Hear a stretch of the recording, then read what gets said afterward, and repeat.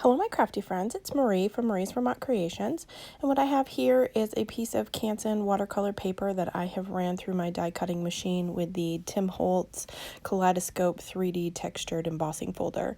And I am taking the Nuvo shimmer powder in violet brocade and sprinkling that gently all over this paper, and then I'm going to mist it with my Tim Holtz distress sprayer and get that good and covered so that this powder will have a chance to spread all over. I do add some additional powder and add some more water just to try to get it in all of the areas and to get all of the powder to spread out, because sometimes with these little nooks and crannies it'll get stuck in there, which is fine if you want to leave it that way, but I wanted to kind of smooth it all out.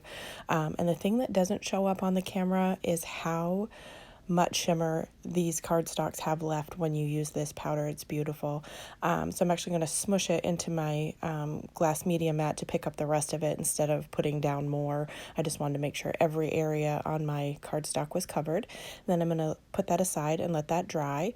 I took a piece of the pattern paper from the Look for the Rainbow card kit from Wendy Vecchi, and I cut that into a strip, and I'm taking the thank you from the Look for the Rainbow stamp set, and I am going to heat emboss this with my clear embossing ink, which is from Simon Says Stamp, and then I am going to add some white embossing powder to this and then heat set that until it's smooth and melted. I did the strip longer than I needed so that I could not worry about making sure I was in the middle. That way when I put it on the cardstock I can make sure that it's in the middle. Just wiping away any stray embossing powder that I had anywhere. I'm going to heat that up with my heat tool. You'll know it's ready because it will turn from like a powdery consistency, and then it will be shiny and smooth. And then you need to let it cool, because otherwise if you touch it while it's still warm you will smear.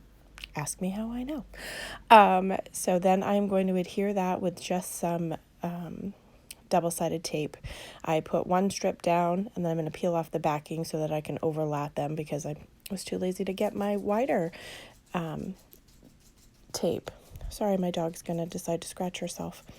I apologize. Now I'm going to put that right in the middle of this, and then I took the Nuvo crystal gems that came in the card kit as well, and I'm going to sprinkle a few of those throughout the card. I do put some on the card itself, and then I do put two on each side of the sentiment so that it kind of frames it a little bit. And I'm just using art glitter glue to adhere these, and using a quick stick tool to pick them up.